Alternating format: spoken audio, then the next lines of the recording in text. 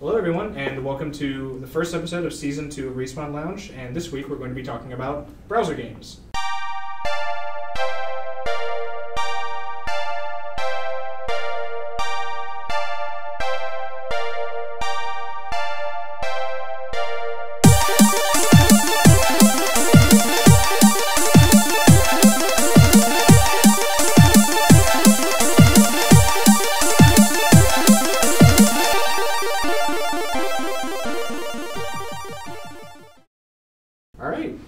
That was our newest song by my friend Parker. You can find him on SoundCloud at atrium__. I think he's on Twitter under the same name too. I'll link him in the YouTube description also. All right, perfect. But yeah, he kindly made that for me as well as another song, which I haven't decided what to use that for yet. Maybe we'll use it as the outro. And if so, you'll hear it at the outro. You'll know before I do. So, yeah, being that this is Season 2, we spent the break making a lot of, hopefully, positive changes. We mulled over a lot of things. Some things didn't work out, unfortunately. Yeah. I did make a post on our brand new website, which is WordPress. It's on WordPress. It's respawnloungeofficial.wordpress.com. There's a link in the YouTube description. Also, I'm sure I'll remember to put that there. So, on that website, every Tuesday, we're going to be posting some form of article or write-up that one of us will do. It may or may not be relative to the topic of that week, which our episodes are going to continue to go up on Thursday. We're pre-recording now instead of broadcasting live, which hopefully you realize when you watch this on YouTube and not Twitch. But we tried to upload everything to iTunes, and we tried to upload everything to SoundCloud, but unfortunately podcast episodes are very big, so we weren't able to do either of those things without paying a fee, which I'm not strictly opposed to paying a fee, but it kind of came up at the end, so we need to iron that out if we're going to do that. Yeah, but YouTube's free. Yeah, YouTube is free. It's not the most accessible for podcast purposes because you have to leave the app open unless you have YouTube Red in the car or whatever you hook it up. Oh, that's true. Yeah. So that's unfortunate, but I did want to be timely, so my compromise was just keep uploading to YouTube for the time being, because I would rather backtrack on my promise to upload it elsewhere than be late by a week. Yeah. So we're still ironing that out. We'll see what we can do, but in the meantime, I guess we'll just continue to upload to YouTube forever. There's not, in addition to the other stuff. Yeah. There's not a whole lot of reason not to, because I'm sure there are some people who are going to prefer it on YouTube. Yeah. And it doesn't harm us to put it there. No, definitely not. Uploading YouTube's very, very easy now. Yeah. And the issue we were having in the first place uploading was we had to fix that in order to upload to iTunes anyway, so we inadvertently fixed our only problem. Yeah, so whatever. In addition to that, you may notice when you click on this video that we have new channel art. So we have new profile artwork, we have new cover artwork, and we have new artwork that's used for the videos themselves. And that's all courtesy of our new host officially as of this season, Reva. What's up? Reva's been around on pretty much every episode since episode 4. So yeah. It shouldn't be too different for anybody, but it is set in stone that Reva is a mainstay now. Our format should be functionally the same as far as it goes. We'll still be posting on Thursdays. Like I said, we're going to be writing on Tuesdays. And we might write more often than that. It depends. I'll probably do something every week, and if we have more than that, then we'll post more than that. But Tuesday will be guaranteed to have something. Anything that's an update on the podcast, the state of things, anything like that will be completely separated from that too. So there will always be something that's not business that you can read on Tuesday. Other than that, we are continuing to do streams, but we don't have a schedule for that ironed out because, one of the more recent blog posts on the website says, we're all starting this semester of school now, so we don't exactly know what our schedules are going to be like between school, homework, working, things like that. So until we know for sure what things are going to look like with that, we're just going to wing it. Yeah. Just kind of stream at my whimsy. I might start also streaming since I have free time and access to the internet now. Yeah. Yeah, now that Dan doesn't live in a hole in the ground. Great. I love my house. There's just no internet. Yeah, because your mom plugged the Ethernet cable into your horses instead. Okay, so that takes care of all the business for starting Season 2, so sorry for anyone who had to listen to that tangent and didn't care. But this week we're talking about browser games, so By browser games, we originally meant Flash games, but we realized that extends further than what we're really talking about. Yeah. And also, browser games aren't strictly Flash games. No, I mean, like, there's browser games that are made in Java. Yeah. So we're going to just talk about browser games in general. So we're going to go through things like what Newgrounds means to the video game world, the process of using licensed games to make Flash games and things like that. And yeah, we'll talk about frog fractions. Yeah, we will. Just like everyone else is. So we'll start off. I guess I'll push this over to Dan because I've been talking for too long. And you can set us on the trail for browser games. So thinking back about browser games, the browser game industry is still pretty big and actually still doing pretty decently well. Mm-hmm. Being a person who now owns a somewhat powerful personal computer, I don't really spend as much time playing browser games as I did as a child with, my horrible computer we got for like $100 or something. Mm-hmm. Yeah, because that was a lot of the appeal to it, was like they were free basically all the time. Yeah, just advertisements. Yeah, and you do have things like, I think Congregate has a paid variant. Yeah, it did not back when we were children though. Mm-hmm. So, yeah. But now that we're adults with money, 10 years ish ago. Yes, I still think they're really cool. There's still a lot of browser games that I like, but they're not on my radar as much anymore. No.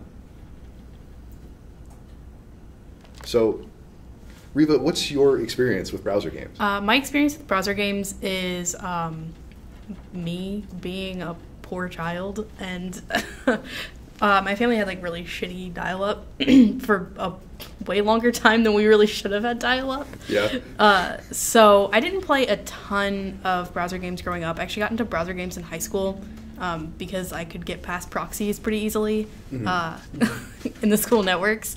So a lot of the browser games I played were actually like dress-up games, which I feel like a lot of people, ignore or whatever because they're girly and everything. But there's a big market there. Oh, there's a huge market. It's kind of bled into mobile gaming now. Yeah. Yeah. Which is kind of just a modern interpretation of browser games. Yeah. Yeah. Except browser games are still around, so I guess it's more of a shared field. Yeah. And I remember playing like a bunch of escape the room games and everything. Like at my cousin's house, like going down because they had really nice, they had nice Wi-Fi, so it wouldn't take 5 years to load, like an escape the room game. So we would, play stuff like that.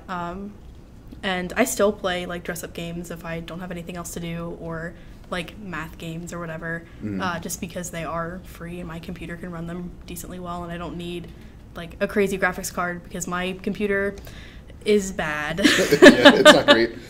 But that's okay, because browser games don't judge you. Yeah, browser games are always there, even when Nintendo's not, and stealing them. Yeah. That's still really sad. But stealing our hearts. Speaking of terrible internet and browser games, I always loved how much work was put into loading screens in browser games. Yeah. Especially considering how terrible my internet was at the time. I was, just staring at them for like 10 to 15 minutes before I would play this like 30-second Flash game. Yeah. I also remember spending way too much time staring at like a weird little like loading screen or whatever. There's still some sites that like you still have to sit through loading screens. Some of them are built into the game. Yeah, because they want you to look at ads, and I have an ad blocker, so it's just me staring at a screen for like 30 seconds. Because you can't get around that, but you can get around looking at capitalism. Yeah, so also I should point out that Freshy's here. Hi, I'm canonically I was hoping you would just chime in at some point. Freshie exists and is real. Freshie. Freshie's here to help us. The Freshie 44. So Freshie, what's your experience with browser games? My experience, I was introduced to them from middle school by that one kid that was like, dude, check this out. Who's that one kid? Because we went to the same middle school. Never mind. Maybe we shouldn't help people. No, we went to different middle schools. Oh, yeah, you're right. Never mind. Yeah, we didn't meet till high school. People as browser game players. Out people as people Freshie knows. The browser guy dealer is like, what do you want, kid? What are you buying? But I had a lot of downtime because I was able to get assignments done, so he had a computer, so you would just get there. I would get into Armored Games because my main side of choosing. I would just play the classics like Last Stand, Reincarnation, Age of War. Yep. So, is Age of War a really popular mobile game now? Yes.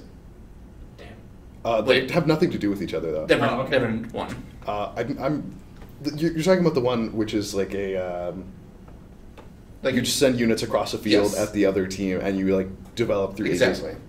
And then I didn't have a good PC for a while, so a lot of my time was like, well, there's not much there. Let's just play a Flash game. Yeah. Ooh. That seems to be a really common theme too, because I was in the same situation where a lot of why I played browser games was because my computer couldn't play anything else. Yeah. I eventually found out I could run like Game Boy Advance emulators, but I didn't become morally gray until I was like 15. I wasn't jaded by the industry. Yeah, I wasn't made bitter by the plight of the millennials yet. But yes, I played browser games mostly because sometimes RuneScape was down. Mm-hmm. So I'd go to Armor Games, or I played at school or whatever, which is another seemingly common trend, is people play at school by going to like proxy.com or whatever, because school security is terrible. Yeah. Like, and half of them weren't even like blocked. Like Armored Games were never blocked. Well, there were too many, because there were a ton of Flash game sites. Oh yeah, especially There back in the were day. there's a couple that have now kind of gotten around proxies and stuff by incorporating like, oh, this is why it's educational, but it's an escape the room game or whatever. But like by having like Common Core listings, they're considered educational, so they're not blocked. And all video games are educational, so Yeah. There we go. That's every once in a while I get trapped in a public school for various reasons. So that's it sounds very mysterious. And then you have at the end of it, you gotta play Escape the School. Yeah. That's why Reba's been practicing so much. Exactly. No, but like, I just like have family members who are, like working in the school system, so like I get trapped there, and whodamath.com, what up? So I think the most important thing, I think there are two very important things about browser games. Mm-hmm. And the first is that they're a conduit to ultimately become paid items. Especially in Newgrounds, we saw the rise of Castle Crashers, Meat Boy, Alien Hominid. We saw Epic Battle Fantasy come from, I think it was Armor Games or Congregate. Yeah. Dino Run, Pandemic. Mm-hmm. And Newgrounds got a weird reputation now for being just porn, which is like kind of untrue. It's kind of true. Newgrounds had a big impact on my sexuality as an adult. See, I've never understood why people say that, because if you go to Newgrounds, you like by default cannot see any adult content. That wasn't always true, though. But then, no, that wasn't always true. But it was. That wasn't true in 2006, where I was a burgeoning young lad going through puberty. True, but it was hidden still. Not very well. Not for me, it wasn't. Okay, not very well, but like it was still like it wasn't a mainstay advertised feature of it. Like it was not a site for porn. See, you say that, but that's also where Zone got his start. Well, yeah, because Flash. Yeah. So like anyone who has interest in porn Flash games, it's a common trope around the internet who Zone is. The person who makes like the porn versions of Street Fighter or Ghostbusters. Ghostbusters? Yeah. And other such shit, but like doing a very good job of mimicking the art of the source material. So it's considered high quality porn. High quality porn. And that person started on Newgrounds too. Yeah. So there's a lot of association with that person's history is on Newgrounds. So a lot of people do say that it's a porn site because comparatively to Armor Games, which has close to probably no porn. To be fair, you are the only person I hear say that. What? That Zone started on Newgrounds? No, the Newgrounds is a porn site. No, I say it too. Yeah. I'm sorry. Ask Luke and Pip about it. I'm sure Luke will give you... How many people have you asked if they think Newgrounds is a porn site, Dan? Well, if I bring up Newgrounds, like most people just say, "Oh yeah, that cool Flash game site." They don't say like, We're not talking to the you same weirdo. people, Why are you why are you talking to Or me maybe about people that aren't website? like. Maybe people just don't think that you know what porn is. Maybe that's your problem. Or maybe people aren't quick to admit that they watch porn on Newgrounds. We can't corrupt Dan. We can't mention any porn. Or maybe it's because like you're asking them and you're probably not going to start a conversation about porn games, so they just don't. No. They just don't bring that up. But I mean, like, people. I mean, if I were to bring up something like pornographic, people would still generally consider that to be somewhat strange. No, Dan, I don't think so. You're just gonna receive a bunch of interacting with emails different people that are gonna be like, "Yeah, Dan, it's a porn site." Well, it's not literally a porn site, but it's far compared to Armor Games and Congregate and such. It's far more associated with porn. Well, it's. I mean, like, it's as much a porn site as any free upload site is. Well, most of them have restrictions on it, though. Like, well, no, I'm saying like as opposed to YouTube, like Daily Emotion or something, which is not monitor DeviantArt, which does not monitor its content. Neither of these are like porn sites. Like, no, but people also associate DeviantArt with weird porn.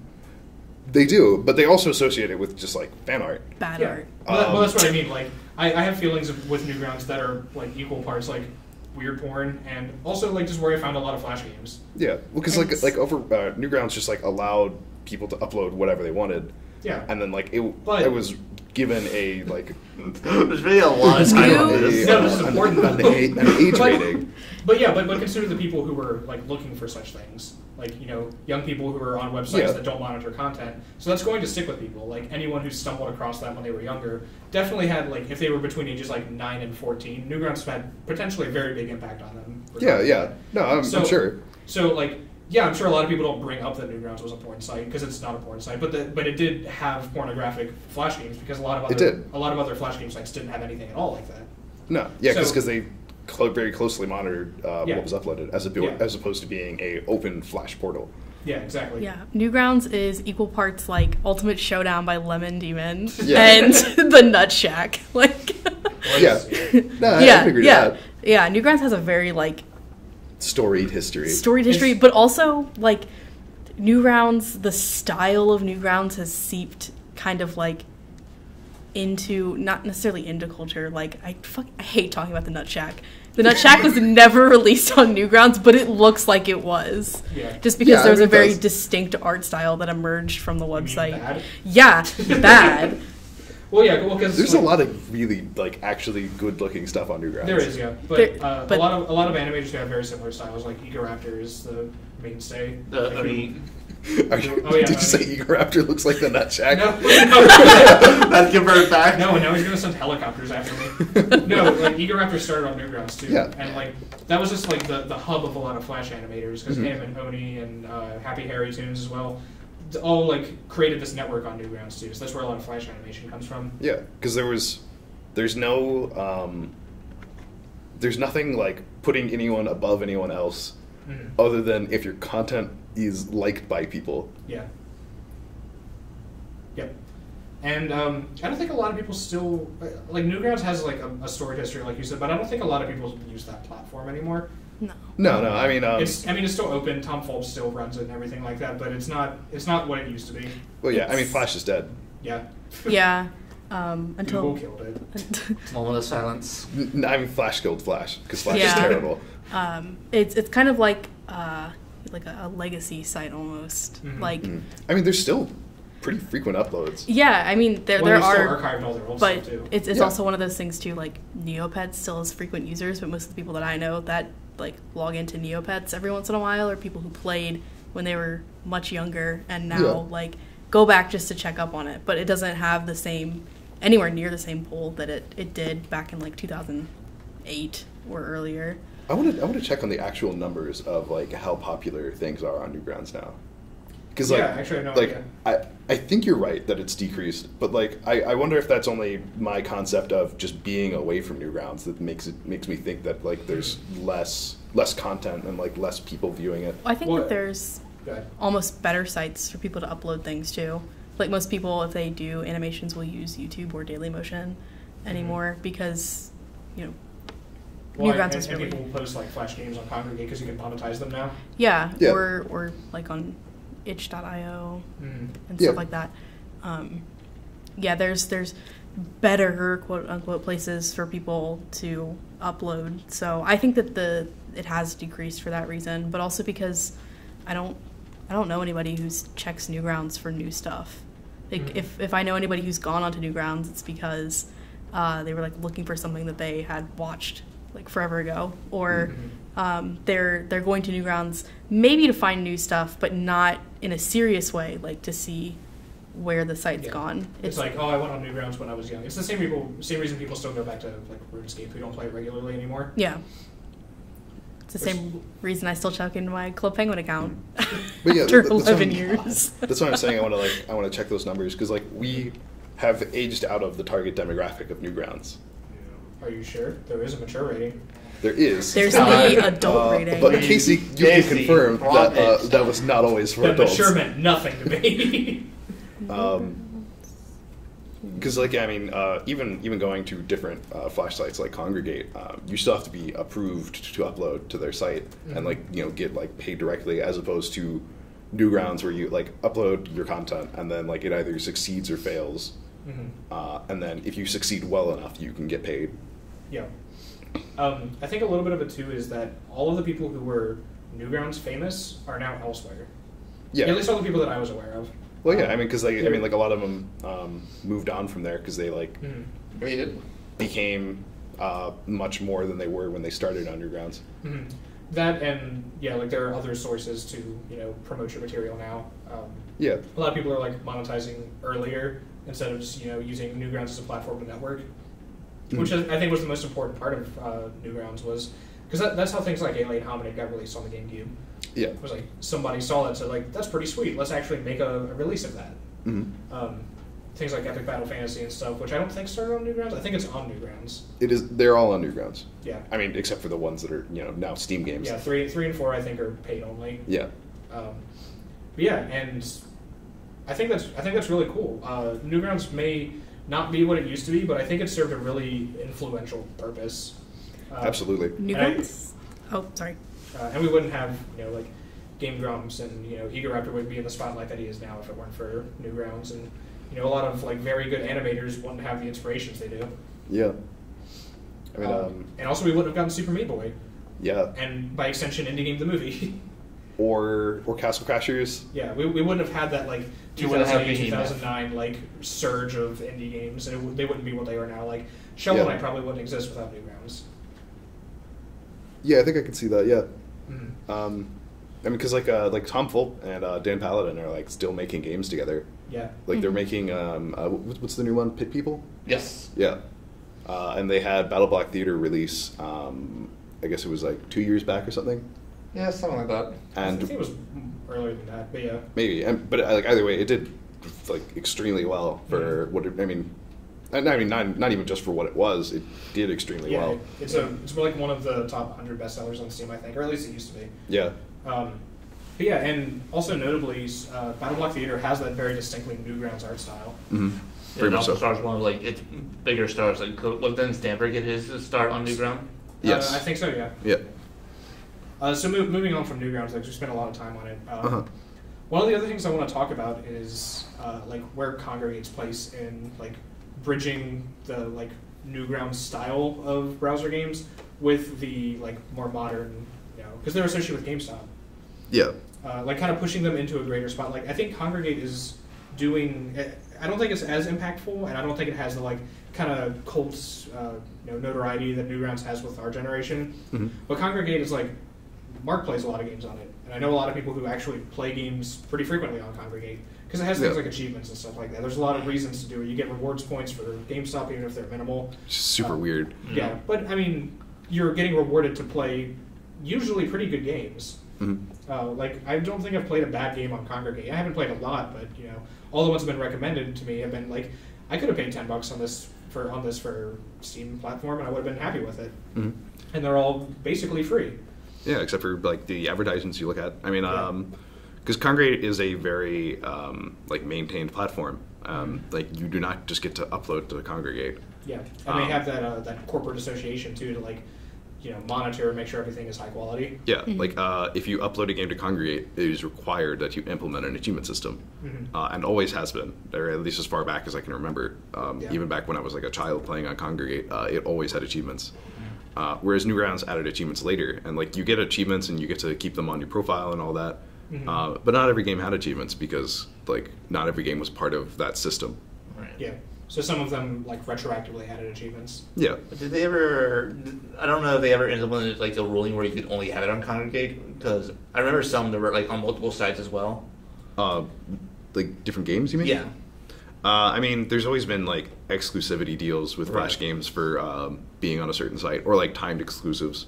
You know, I mean, the same way there is on games on consoles. I think that's just like case by case basis though, because like there are games that I know originated on Armor Games, and even still have the Armor Games like intro to like swords clanging thing. Yeah. 4 games that are on Congregate. Like one of my favorite games is called Flight, where you control a paper airplane and like upgrade it and stuff. Yeah.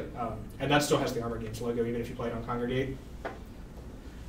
So yeah, I don't think Flash games have quite the popularity they used to, but I think that's just because video games in general have become more popular and they're, you know, advertised better and in a greater spotlight. Like games are consistently breaking sales records now. Right. But I think a lot of that is an extension of the influence of Flash games. Like a lot of the reason I'm into video games at all is because I played Flash games when I was younger. Yeah. Like ages like 9 to 13 was like RuneScape and Flash games and browser games and stuff like that.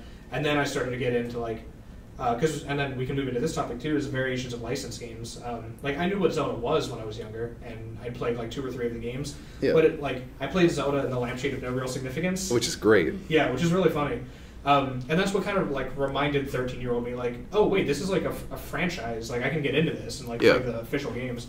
Same thing with like Super Smash Flash, kind of like revived an interest in Super Smash Brothers for me. And Unreal Championship 2003 made me realize that was an actual game franchise and not just some shit I found on Armor Games. There's even Portal, the Flash game.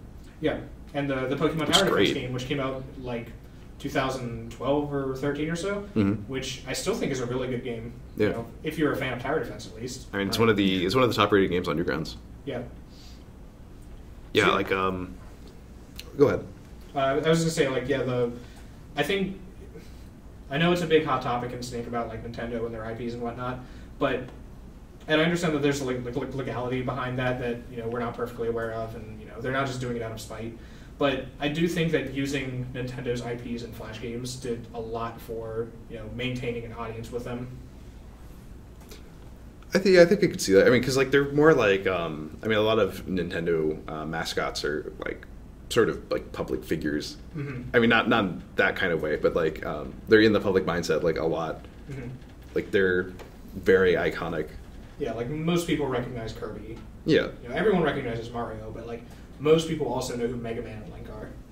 Well, they know that Link's a Nintendo. They know that Link's a Nintendo. They don't know they might not know what his name is, but they recognize the character. Yeah, it's hit or miss. It's either Zelda or I've Link. seen literally zero people call Link Zelda. I got a lot in high school, and I was just like. I see like easily 1,000 times as many people complain about it than actually. It happened like once or twice during high school, I think. But yeah, I know. Yeah, Nintendo has like easily recognizable characters, but I mean like there are some Flash games too. I think that have even some of like their less notable or like recognizable. Well, one of the ones that we found was Super Mario Crossover, which is great. It's just Mario Brothers 1, but you can play as like the guy from Contra. Yeah. It has Bill Reiser. It has like that weird tank that can climb up walls. It has Shinobi. Yeah. Yeah. So I do think like a lot of I think I would have discovered Ninja Gaiden without Flash games. I think I found it earlier because of things like that. I think it was far more conscientious. Like I learned what Four Swords was because of Newgrounds. Yeah. Because of a Flash animation I found. The Four Swords animation? Yeah. It's really funny. I know that a lot of people that I know that made games also started making browser games and Flash games and stuff. Like some of the first things that I made were in like were built for browsers eventually. And they're not very good, but like I have a Space Invaders knockoff that I made, and I'm trying to think. I made a Snake game too, and those are some of the things that like I worked on as like part of the curriculum. So like that's what kids are learning to do now is stuff that like I made, way back in the day. But that's which is really cool. Yeah, which is really cool. But I know that a lot of people that I know who make games now started in some way by making like a shitty tower defense game, because everybody makes a shitty tower defense game. Yep. And the one game design book I read in high school said, like, don't begin by making your magnum opus project. Like, make Pong first. Yeah. So that's also why I think things like Newgrounds are valuable, is because it is a place for you to just like make trash if you have to make trash. Yeah. But like make something and have it out and have people like rate it and tell you what's wrong with it, and do it in a forum where that's what that's for. Yeah. And I'm sure there are more game designers than I'm aware of who did start on Newgrounds, or at least like were inspired by it in some way. So I've got 3 more categories I want to go over before we finish up. The first one I want to go over is the not educational games, but games that are featured on things like CartoonNetwork.com or like Nickelodeon or whatever. Oh yeah, like licensed games. Yeah, licensed, like kind of disguised as educational, because there are some like actual educational games. Like there were some websites I used in elementary school that were really kind of fun games actually, despite being math. Yeah. So yeah, and I have actually very fond memories of like Cartoon Network browser games. Yeah. There was a lot of actually very fun ones. I actually remember one specifically for like the Kids Next Door game. The adventure game. Yeah, that's what I have on here. Because there was the Teen Titans fighting game, which was my first fighting game ever. Yeah. And I remember like my grandpa bought me a computer when I was really little, but it was like a $50 like from the 80s computer. Yeah. And I remember waiting actually an hour just to play the Teen Titans fighting game. Because it was great. Yeah, it was awesome. And then they updated it, you could play as the villains. Yeah, it was awesome. I don't know if that's still out. I think they probably took it down at that point. Yeah, I hope that's archived somewhere. Cartoon Network actually still has most of the games up. Really? Yeah. Do they have a Gundam chess game? Because I'm going to play that after this podcast. I don't know. The Gundam chess game. But I know that like most of their games are actually still. I do not know for a fact. I checked not many years ago, and they were still like all up. They were just a little harder to find. Okay. I have a lot of fond memories from the Disney website with like the Lilo and Stitch sandwich stacker or whatever. Yeah, where you play 627 or whatever. Yeah, 625. Yeah. Thank you. Privileges.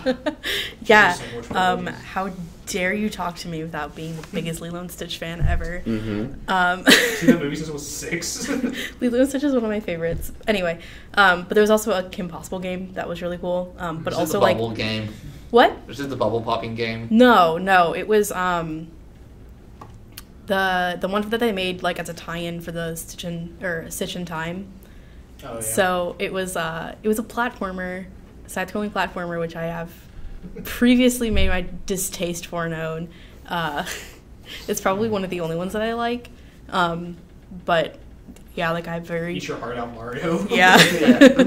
It's one of the very few like fond memories I have of like going to like campus with my dad and like him putting me in his friend's office and just like kind of locking the door because he was leaving a 5-year-old unattended on a college campus with the Kim Possible game. But yeah, no, Disney every once in a while has a hit. I can't remember if it was Disney or Nickelodeon because I'm just not that familiar with animation, but the American Dragon Jake Long. That was Disney. Yeah, there was a Mahjong game, and that's what taught me how to play Mahjong. Yeah, Mahjong was lit. Yeah, I taught myself Mahjong by playing Flash games on Disney's like browser game website. There was also the Cartoon Network Food Fight game. Which was like surprisingly really fun. There was the Ed, Edd and Eddy Incredible Machine clone. Yes, which is very good. Yeah. Oh yeah, then the funny one. Yeah. I can confirm. I just found the list. All like almost 400 of them are still up. Wow. What? See if the Gundam game's on there. Look, Gundam chess. just this giant list of all the different Flash games. Jeez. It's huge. Beautiful. Yeah, they're organized by show. Okay, I'll see if I can find Gundam. Okay. Actually, the Gundam one might not have been. Yeah, it probably was like Toonami. Well, no, it should be on the Cartoon Network site. On Cartoon Network's website because Toonami was Cartoon Network. Yeah. No, yeah, I like not having consoles and everything, which is another thing I talk about a lot. Like not having friends had a lot to do with it for me. I mean, also that school. I didn't have any friends until I think I was in 7th grade. I was just a weird kid that like sat in the corner and played Flash games. And I mean, I still am, but people like me now for that, I think. You found the other losers who were seeing the corner. Yeah, I mean, Turns like out there are 4 corners in every room. yeah. I still do play a lot of dress-up games and stuff. Like the quality is. I also play Pokemon. the. Dan just signed to me that the Gundam game is available. Yes. Sorry, I didn't want to interrupt. It was a Toonami game, and since Toonami died, it was taken down. But someone has uploaded all of the lost Toonami games. Where? Looks like it's called. It's on a lost. LostToonami.com? No, it's lostdata.comUV.com. And there's like Toonami lost data. And there's just a link to Gundam Wing Assault, which I believe is the one you're looking for. Let me check. Yes, it is. Yep. Because it looks like that. I found it. Yeah. Yeah. Prepare for a test stream. Oh, but it's Flash, so I can't play it. You can play it. Flash is dead, but you can still enable Flash. I'll try it later. Okay. Chrome blocks Flash by default. Oh, okay. That's fine. Because it's a giant hazard. Yeah. So I want to move on a little bit to the fact that there are still like kind of big Flash games or browser games like Agario. Mm-hmm. Agario is probably the biggest, most recent one that I'm aware of, which is a very simplistic, like you're a blob eat other blobs game. Yeah, it's one of those fish games. Yeah, but it's an MMO. Kind of. Sort of. Yeah. I mean, like It got really popular on YouTube and. Well, and they very release, popular like, streamers. They release like app versions, so Right. like you can play on mobile, and you can play on your tablet. There's also like Slither.io and. Yeah. And of course, there's still RuneScape. As far as I know. There's definitely still RuneScape. Yeah, RuneScape actually is like doing reasonably well now. RuneScape Classic is growing in numbers. Is it? Yeah. Maybe I'm gonna start playing RuneScape again. You say that every year, Ben. I say that every few months. I mean, I play RuneScape for an hour every 3 months. RuneScape still has the issue of just like not being a very fun game. Hey, you watch your mouth. Okay, as someone who We played don't talk like about that here. hundreds of hours of RuneScape. I didn't actually know what RuneScape was until last year. Really? Yeah. Did you think it was Run Escape? No, I just had no Oh my idea God. what it was. Like, I just grew up in a very, like strict-ish household on top of everything. So, like, my MMO was Club Penguin or Webkins, which I still have an account on. Well, Webkins is great. You gotta make sure You animals have don't the die. Costco of childhoods. Jeez. What does that mean? Wait, Costco's not bad. Like about equally good, but like not as many. I want someone to just be Oh, okay. That needs to just be in the lore. The Yeah, Costco. Yeah, mark your calendars. The Respawn Lounge lore. Yeah, it's... Now that I've clarified myself. But I mean, Webkins were something you could like batch buy because it was like technically a paid website, but like you could buy like 5 Webkins, like the little plushes or whatever that had the code for like a couple bucks. So like my mom having 3 kids and only being her for the longest time, it was like something really easy. And by that time, we did have decent internet and it wasn't hooked up to our fucking landline. Like, we had dial-up for so long. I remember getting on the Spy Kids 3 website with our dial-up. And that was the first website that I remember getting on. Spy Kids 3 was your Yes, first Spy website. Kids 3D was the first website I have, like, an actual memory of logging onto. My first website was misspelling YouTube.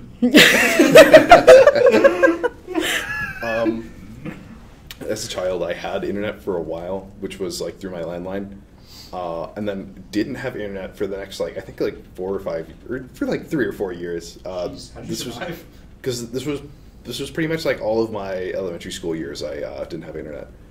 And then in 4th grade, I think I got internet and found out about Red versus Blue, and that was one of the first things I ever did. I don't really keep up with Rooster Teeth now, but like that series was like huge on me as a child. Yeah, we sell like a Red versus Blue book at my work, and it's just the craziest thing. Yeah. That like it's seeped, and you can watch it on YouTube now and everything. Yeah, but, it's on Netflix as well.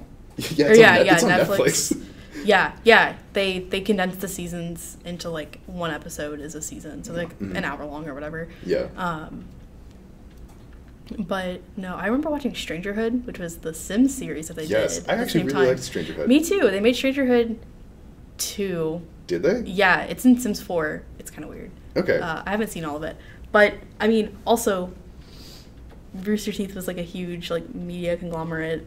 I mean, they are now. They have 2 studios, like one in LA, and they still have the original one in Austin. They have an anime that they make.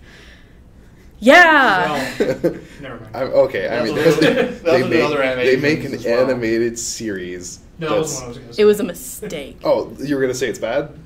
I didn't say anything. They actually have another one, Camp, and it's Camp? okay. Okay.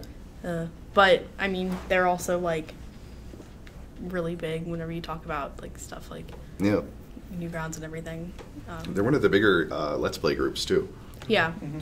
Taking a tangent off of RuneScape, too, did anybody play, like, what was it called? It's not Dragon Quest, but it was something like that. Adventure Quest? Yeah, Adventure Quest. Yeah, Adventure Quest is great. It was like MechQuest and Dragon Fable. MechQuest being the best, but it was the one that lost support the quickest. Yeah. MechQuest was dope.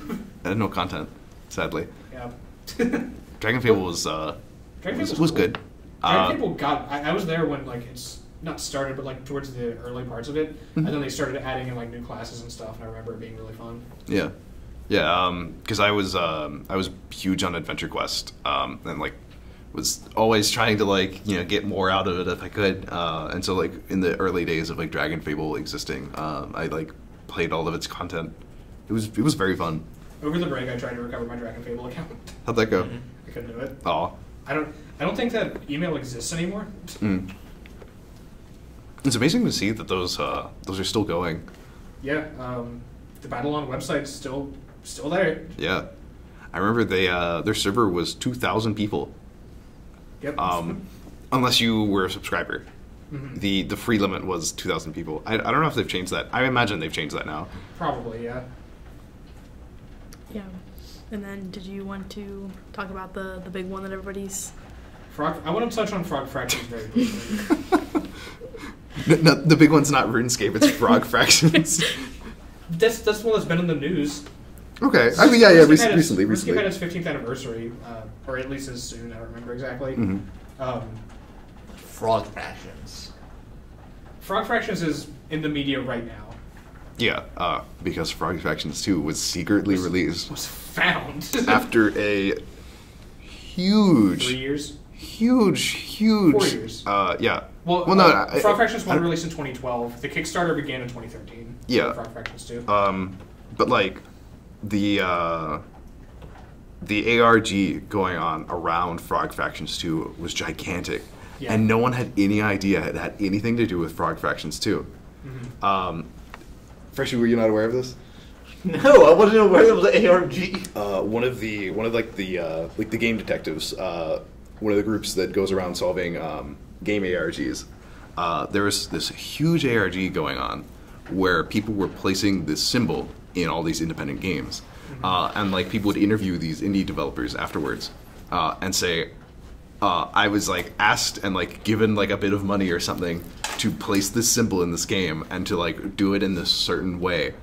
And so the got the a game, manila envelope. Yeah, pretty, like it was with very construction paper it was very secretive. Clippings spelling a letter. And so piecing together the pieces of this puzzle and like discovering what it was like a huge thing for them. And there was a dedicated group of people saying that it was Frog Fractions 2, so much so that suggesting that it was about Frog Fractions 2 was banned from discussion on their forums or in their groups. And of course, it ended up being about Frog Fractions 2. It was for the big reveal of Frog Fractions 2. Yeah. So we should probably explain what Frog Fractions is. True. Go ahead, Dan, because you introduced me to it. So Frog Fractions is set up as just a dumb little educational game. You're a frog on a little lily pad, and you have apples, and there's mosquitoes that are trying to suck the life out of your apples. And so you have to eat all the mosquitoes and, like, gather up apples. And every once in a while you'll get, like, a chance to upgrade your little frog guy. And there's just all sorts of, like, weird upgrades that you can't really seem to do anything about. And so what Frog Fractions becomes is I think it's called, like, emergent gameplay, where over time the game becomes something entirely different from what it was, adding, like, lots and many and completely different kinds of systems. Yeah, because what you end up doing is you have to buy the proper sequence of upgrades to be able to go into the lake and pick up all the apples that were dropped Infinite previously. apples. Yeah, and you get infinite apples, and you buy all the upgrades and stuff. And you go into space. Yeah, and you ride a dragon into space. And by the end of this game, it's a text-based adventure game. Yeah.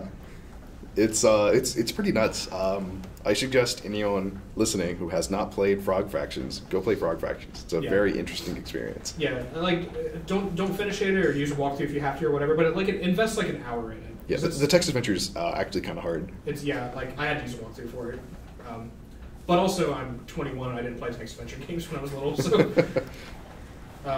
So the important thing now is that as of December 13th, Glitterman Grove was released on Steam, and in that game is Frog Fractions 2.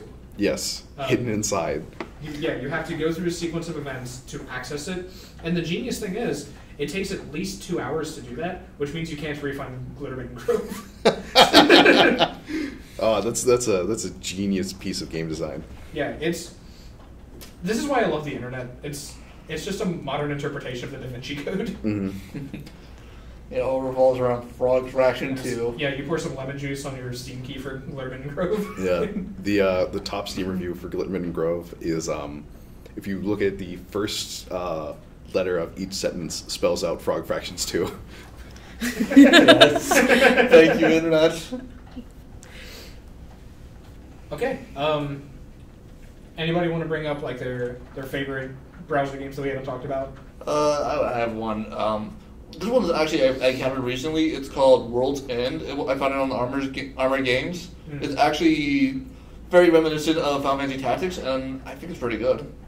Like, I'd actually pay money for it if they had a release. Send me a link to that later, because there's a game like that I found forever ago, and I can't remember the name of it for the life of me. All right. Dan? I'm actually trying to remember the name of what's probably my favorite. Because I think I didn't mention earlier was that browser games were actually like really important to me for finding out that games could be other things than like the games that I was playing on my like PS1 and PS2 at the time. Mm. And I think it's called like The Magnificence of Color or something like that. I think I know what you're talking about. It's really interesting. You play as some like horrible eldritch sea beast or something. Yeah. But like the game is about your only interaction is like you have this like one tentacle that can reach up to the surface of the water, and so the choices that you make and like what you do or your choices to interact or not interact influence how the story develops and like what happens and how the world treats you. Mm-hmm. And playing through that and playing through other very like experimental browser games and very specifically pretty much like a lot of Flash games like especially like games like One Chance and such that like would prevent you from ever playing the game again. Mm-hmm. Were really interesting experiences for me. Like having that sort of finality that I'd like never had in any other sort of game, or having that sort of like meaningful choice in gameplay that I'd never really seen in any other game was just like a really interesting experience for me as someone who played games. I think the one that like stands out to me, kind of for the same reasons that Dan was talking about, it's called Every Day the Same Dream. Oh yeah, I love that one. Yeah, it's awesome. It's the site where it says it's a little art game about alienation and refusal of labor, but it's really really interesting. Mm-hmm. Because like it was one of the first like artsy games I played, and I really ended up falling in love with art games because of that, and then because of To the Moon and other things like that. But it was like I just stumbled across it one day, and it just like blew me away, absolutely. But no, it's really cool, and if you haven't played it, I definitely recommend watching a playthrough if you don't really want to sit down and play it, because it can be kind of weird and tricky to get to the end if you don't know what's up, but it's really, really cool. It's a very interesting game. Mm-hmm. I recommend trying to play it. There's some like interesting, because one of your goals in the game is to get all the endings. Yeah, you have to get all of the endings to get the ending. Yeah, the true ending. Yeah, and it's not even that they're endings. It's more like, because it's a every cycle. Day the same dream. Yeah, every day the same dream. It's that you have to play through all these different day scenarios to. So it's Groundhog Day. Yeah, sorta. Yeah. But like, you know, it's a game where you got to like sort of play through that experience and like make those sort of decisions where, you know, like, do I do the opposite of what I would normally do in a game and like try and like not follow instructions or something? Yeah. And it's sort of a really interesting experience because like, I mean, there's not many PS1 and PS2 games that like really challenge the notions of game design and game mechanics. Well, you're talking about LSD Simulator for the PS1. I mean, there's that, which is There actually were, really good. But that was kind of the beauty of browser games. Was like The most free access of them. did that. Yeah. But yeah, they were free, but it was also like because your goal wasn't to monetize and you didn't have publisher standards to meet, you could do crazy shit like that. Yeah, there's another one that I'm trying to remember. Shoot, it's a game where you're playing as like a circle, and it's kind of like a poem as you go through. Is it one of the developer of Super Meat Boy Binding of Isaac? Blowfish? Is it called Coil? No, I don't think so. 'Cause the one I'm thinking of is like, it's like a metaphor for like conception or something. No, that's not it. Oh, okay. Browser games are wild. Never mind. Yeah, it's like the whole game is like you do like I would jump over anything for you, and then that's the level you have to try to jump across like all these like tricky platforms and stuff. I know exactly what you're talking. Yeah, it's a hang on, I'm gonna pull up top-rated games of Newgrounds because all these games that we're forgetting the names of. In the interest of time, then I'm gonna go ahead with mine. Yeah, go ahead. Mine is because I can't remember my real one because I haven't played it in 10 years. But I'll go with my second, which is Arcane: The Armor Collector. Okay. Which is a kind of like a what's it called? Unreal Tournament style game. You between rounds of combat with other NPCs and such, you go and you buy armor and you buy weapons and you buy expendable throwing items and stuff. And your goal is to complete a series of challenges to ultimately unlock all the enemies' armors and such to just RPG power your way up to being able to beat every enemy. Okay. But the trials start to get like really interesting. Like some characters will have like really bulky armor that you just can't damage, but you can throw tomahawks into their head or something like that. Yeah. And it's pretty simplistic, but it controls pretty well, and it's very like kind of hair trigger like snap reactions kind of thing, which I really like in Flash games. And yeah, I played it a bunch when I was in like middle school, so it just stuck with me. Okay, that's a good reason. Have you found what you're looking for, Dan? Not yet. That's gotta be on here somewhere. I remember seeing it as one of the top-rated games. Mm-hmm. You always talk about a Bo's Adventure. There was an ad. Just looking, The Majesty of Colors was the game that I was thinking of. Okay. There was, going back through the top-rated games on Steam or on Newgrounds list, there was like actually a lot of very interesting experimental games. Mm-hmm. Well, yeah, because we played the Impossible Quiz earlier, which was the first time I've ever played it.